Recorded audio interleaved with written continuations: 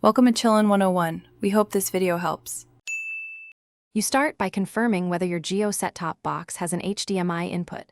Some models accept HDMI from a console, others do not. Once done, power down the console, TV, and set-top box to prevent HDMI handshake faults. Plug a high-speed HDMI cable from your console into the Jio Box HDMI in if present.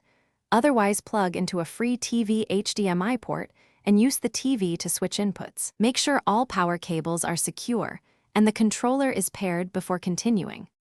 With everything connected, power devices in sequence.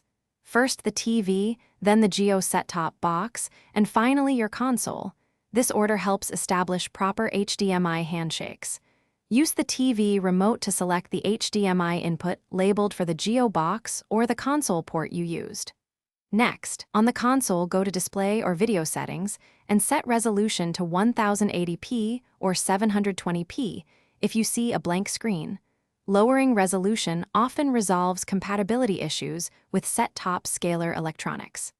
Confirm audio output is set to HDMI. Finish by launching a game and verifying video and audio pass through the Jio Box to the TV. You should see controller input respond immediately. If you get a black screen or no sound, make sure the TV input matches where the console is actually plugged in. If using the Jio Box HDMI in, try bypassing it and plug the console directly into the TV to isolate the issue. As a key troubleshooting tip, always power cycle all devices and try another HDMI cable to rule out cable or handshake problems. Thanks for watching. Consider subscribing if we helped you.